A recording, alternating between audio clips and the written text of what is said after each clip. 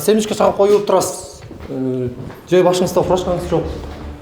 Жолду сугарып турасыздар. Ана сугарбагандан эмне? Суганга менен сугарабыз. Эмне? Мен кушта жол сугарылат экен. Бул жакта жигиттерге чалып алып паспортуң менен кошо кел деп атасыз. 12 карьер болсо ошонун 5 эле келди ошондочу. Калган тоготпой койду. Анын баарын калганы келбей койду, келбей койду. Тоготпогон ошол да, келбей койгону да. Ой. Бизди дагы келип карап койбой, бизде деле Кыргызстандын элибиз да. Акимден да келбейт, эч ким карабайт бизди, карабайт эч ким алар. Ушу карьер жөнүндө эле маселени көтөрсөң эле милициясы чакырат, көмүрүңдү алайын, чаңыңды башыңа таштайын деген эле мамиле карьер каскан, кең каскан тараптардан болуп жатыптыр.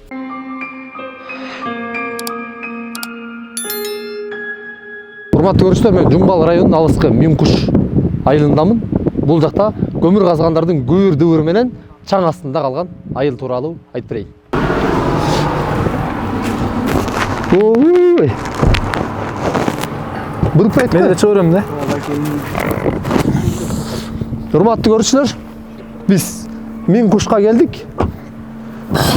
Мимкуштун айылдарынын баардыгында ушундай маселе бар. Мына могу чаң сапырылып, ошо айылдарга айдап турат. Бияна келсеңер, көрсөтөйүн. Бул айылдын аты Алыскы Мимкуш айылы деп аталат. Бул болсо Мына ичи кылалы. Мимкуш айылынан Туй, ит болду. Мимкуш айылынан 4 километр алыстыкта жайгашкан. Эң акыркы айылдар болуп Мимкуш. Жолдордун баары тең каралбай баштады мына азыр. 1,5 жыл, 2 жыл болду. 2 жылдын жүзүнө суу сепке машина да жок. Айыл өкмөт не дейт бул боюнча? Айыл өкмөт боюнча айыл өкмөттүн маселеси жана суу сепке машинасы жок. Ушундай. Айыл өкмөт мисалы ошол карьерлерден талап кылса болот да. Аяктан Андай талап коюп турбу, сурадыңарбы? Андай талап коюп атат. Неге деген азыр карьерлерден, мисалы эме деп койду да. Биз деген 2% налог төлөп атабыз, силер деген ошонуңарды өзүңөр чечип алгыла деп коюп. Эми ал налог деген ал тетиги борбордук казынага кетет да алчы.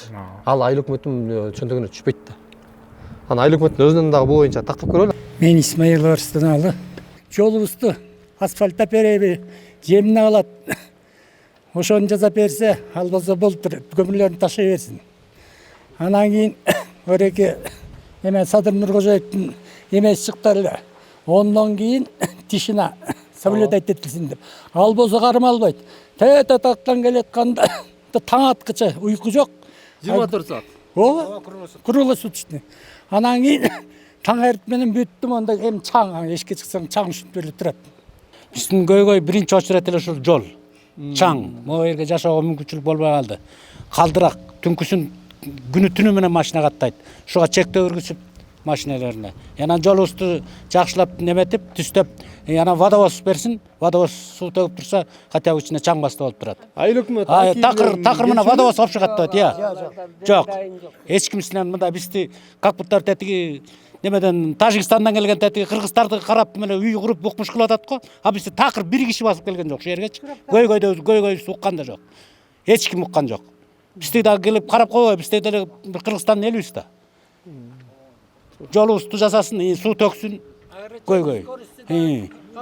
Анан жанакы неме киргизсин, чектөө киргизсин, түнкү саат 10го чейин, ондон кийин бүттү токтосун машиналары.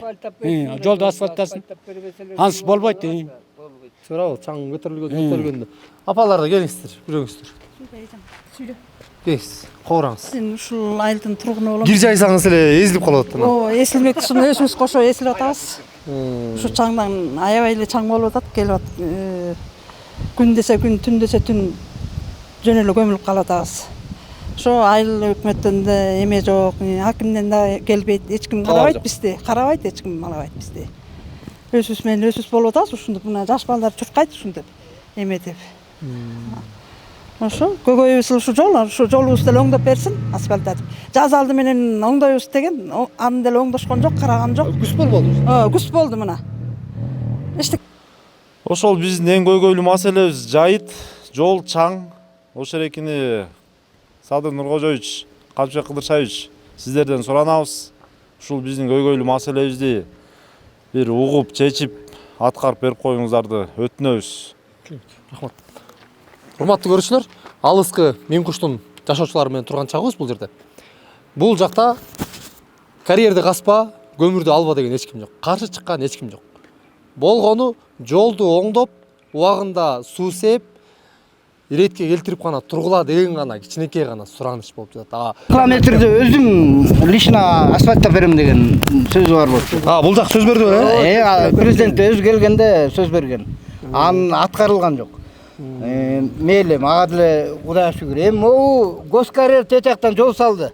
Бостектир, Дальнемыгыс Бостектир деген жол. Эми терде кыян келген жерибиз бар. Тетигинден бери, могу серпантинден бери бүт келген кыян ушердин өзү. Ошенге моундай труба кылып туруп коюп коюшту. Кольцо коюп бербей. Кытайбы же анын башкаруучулары же өкмөттүн тараптан башкаруучулары, тигилердин крышалары же билбейм. Эң кичи щебенка төгүлө элек. Жөн эле мындай эле өткүлө азыр жеңил машина эле өтсө кандай чаң болот. Эми 100дөн ашык машина келсе кандай чаң болот. Бул дагы мына тапталган жол. Щебенка төгүлгөн жол бул. Токондон кийин суу Андан кийин мына суарган үчүн турат. Тиги як топурак бойдон турат. Жолду суарып турасыздар. Ана суарбагандан эмне? Мына мону тарткыла суарып турабыз. Шланга менен суарабыз. Мен кушта жол суарылат экен, достор. Башка жакта айдоо аянттары эгин-тегин суарылат го, бул жакта жол суарылат. Жол суарылат. Эми айла жоктон күлөм деген сөз да эмне кыласың? Айла жок. Анан эми тетягаңар бырып-быраган эле топурак бойдон турат. Щебенка себиле элек. Мына карьер, госкарьер. Эчтеке кыла элек. Кольцобузду коюп берсин, жолун оңдоп алсын. Бетондоп берсин бизге. Асфальты кымбат болсо, бетондоп берсин, жок дегенде. 2 километр кыйын болсо 1,5 километр экен. Ушул эле жер болду. Өздөрү өтөт да. Өздөрүнүн эле машиналары өтүп атат. Түшүнүктүү. Рахмат. Биздин сураныч эле бул да. Бул карьерлердин көпчүлүгү эле бул госкарьерге келет. Мына азыр токтоп турат, токтоп буларга деле келет. Эми ошолор кеңешип, Кытайлар иштеп атпайбы? Башчылар ошолор тиле албайт. Ошолор тиле ала турган болсо, жолду катмай шибет төгүп, тазалап, суусун сээп коюп турса, кимбирде келет. Биринде ушу жол эле маселе болот, эч ким эчтеке эметкен. Жа эми силер буларды каспа деп каршы болгон жоксуңар. Болгону жолду деле жөнүндө жасап койсуңар. Абдолдон өздөрүнө жүрөт кайрачы. Ооба, могу жолду эле жасап берсин. Аны Кытайдын мингендер килеген жыктар экен. Эми биз карьердин бу жерде жана гостук кызылар чоңун деле күнөөлөбүз. Инвестор Кытайда. Ооба. Ошолор ушу жолду жасап берсин да. Же бизди Кытайга. Ал ошол жол менен кайра өзү эле жүрүп атпайбы? Өзү эле жүрөт. А силерде ашып кетсе маяктан кайра машиналар келет. Машина урушпайбы айылыңарда? Ушу болобу? Машина деген төгүш азыр карап ошо буштан. Жанарлар келет да. Маймылдын жумушун кылып атат алар. Атыбалга төгүлөт турган атыбалды жол болсун. Көмүрүңдү алайын, чаңыңды башыңа таштайын деген эле мамиле карьер каскан, кен каскан тараптардан болуп жатыптыр. Тоону карай кетет экен го. Ошол жакка аябай чаң экен да. Ошол алар ошол жерге карьерлерге бөлүнгөн, ошону чачпайтпы? Ошону чачыш керек болчу. Сиздер жактан талаптар коюлду дейсиз, жакшы эле. Талаптар жакшы эле коюлду, каттар кетилди, эскертүүлөр кетилди. Мына могул азырчы кышкыга көмүр отунун даярдалып башталды да, машина коюп баштады да. Ооба. Ошонун астында мен жыйналыш өтүрүп баарын чакырдым. 13 карьерден ошондон 4 эле келди да. Күч органдарынан чакырдым, администрациядан чакырдым. Жанакына келип талаптарын баары коюп, милдетиңер так аткаргыла мындан ары деп ошол жерден бар протоколдун эмелердин баары бар, жыйналыштык бар. Түшүнүктүү, бирок жыйынтыгы жок болоттур да алар тараптан. Жыйынтыгы жок, туура. Түшүнүктүү Алмаз мырза. Рахмат. Макул. Урматтуу көрүүчүлөр, өзүңүздөр уктуңуздар. Алмаз мырза бул Менкуш ушул жактын айыл өкмөтү болуп эсептелет. Ал өткөн жакында эле мурда дагы ошо прокурорду, СМны, милицияны, акимди баардык жактарын чакырып туруп, мен чогулуш кылып айтып, ошо жеке тараптарга, карьер көмүр каскандарга мен эскерттик элек, айттык элек, өзүңөрдүн квадраттарды суу сээп, жолуңарды оңдоп тургула дедик элек. Бирок керек болсо чогулушка келбей койду. Мындайча айтканда тоготпой атат эле деп айтты. Эми бул ачык сөз, ачык эле айтыш керек. Мындайча айтканда бул жергиликтүү бийлик деле райондук деңгээлдеги колунан эмне келерин деле билбей калыптыр. Сөзүн ачык. Себеби жеке тараптар тоготпой атат. Балким таянганын күчпү же бир билгени барбы дегендейчи. Көчөдө жүргөндө кийиш керек да туурабы? Сиз милициясыз, сиз баарына үлгү болушуңуз керек. анан жалаңбаш жүрсөңүз семичке чагып коюп турсаңыз, анан сиздин милицияда сизди ким тогот мисалы? Сиз жаман көрбөйсүз, баягы бул мыйзамдуу талаптарда.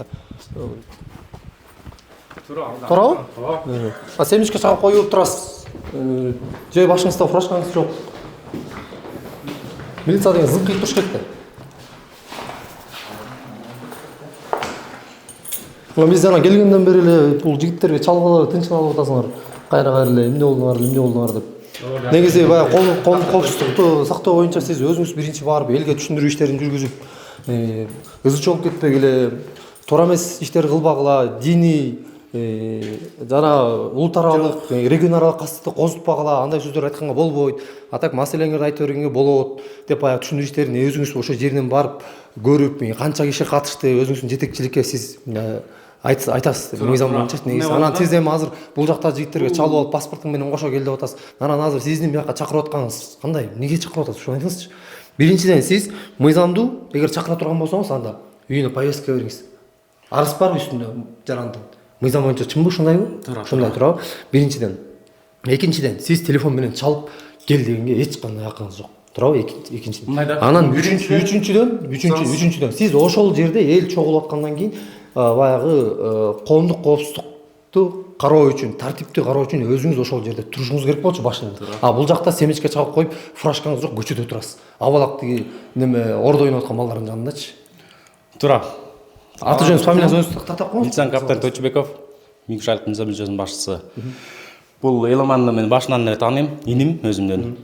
Бул себеби дегенде Агулак Дали Миңкуш маселеси боюнча бир канча ирет өзүм бир канча барды. Сөзүңүзгө келиңиз болсун. Сиз кечиресиз, ким болосуз? Сизди таанышып алчы?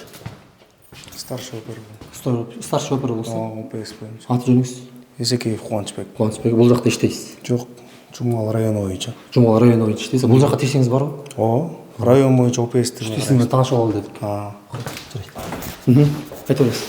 Барып, мына улук көрүп турат. Эламан буларды мен бияктан жүрүп атам, бирок айылдан мындан башка жаштар менен биргеликте күнү да түнү дагы камазды токтотуп, жай айдап койгула бердин, эл чаңдайт, жергиликтүү тургундар кир жай албай калды деп бир нече ирет эскерттик.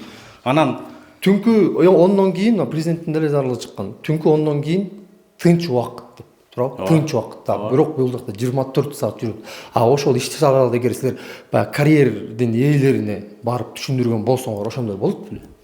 буга чейин карьердин ээлерине түшүндүргөнбүз. Бул мамлекеттик карьер болгон. Мамлекеттик карьер болгондуктан күнү түнү. Мамлекеттик болгон күндө деле мыйзам деген бар да. Ал мисалы президенттин чыгарган жарлыгына очередь болбош керек. Келген машина сразу жүктөлүп кайра күнү болот, түнү кетиш керек. Анда жарлыгы эмнеге чыкты анда? Бул тияктан ал карьердин немеси да очередь болбош керек. Аяктан эч кандай условия жок. Келдиби, кайра кетип, кайра бияктан чаңдатпай очередь созбайтпы, тияка түшүп кетиш керек жеткен жерине. Чоңдой билет турбу? Эми жол ошондой эле асфальт болбосо. Сөйтсөм, бул маселе баягы айыл өкмөт менен, акимият менен, ал карьердин ээлери менен чечише турган маселе. Бул жакта болгону. Сиз негизсиз эмне себептен жарандардын тынчын алып чакырып жатасыз деген эле суроо болду. Эламанды бул башка өзүмдүн ишим боюнча чакырган. Сиздер боюнча эмес, башка иштин боюнча эле. Жок, сиз жана эл чогулуу журналисттериң келдиби деп эле айтып атпадыңызбы кайра? Журналисттер мен буга эле чалган жокмун. Барып канча киши келиптир, эмне болуптур деп эле сырттан баарынан эле сурайм айтып. Өзүм жумушум боюнча. Мага сурооңуз жокпу? Жок, болбосо эле. Урматтуу көрүүчүлөр, момундай. Жана элдер айтып атышкан. Аталар, апаларчы. Ушу карьера жөнүндө эле маселени көтөрсөң эле милициясы чакырат. Коркуп дагы бүттүк, эмне дээрибизди билбей калдык депчи.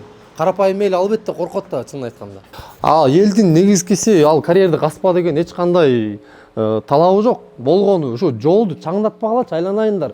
Келишимдегидей эле өзүңөр башында айткандагыдай эле жөн гана ошо жолго суу сээп коюп тургулачы, болду. Бизге тынчтык эле берип койгулачы, сураныч сиздерден эле деп атат. Анан эми ошол арада жерди чарадай кылып кайра четинен баягы журналисттерди чакырган балдарды четинен бул жака чакыруу бул өзү аша чапкандык болуп эсептелет. Урматтуу министр, сизге кайрыларым ушу Миңкуш боюнча, Жумгал району боюнча өзүңүз текшерүү жана дагы көзөмөлгө алып бербесеңиз болбойт. Бул жакта карапайым эл чаңдын астында дагы, мыйзамдын астында дагы, жана дагы жергиликтүү бийликтин, милициянын астында калып тебелениптир.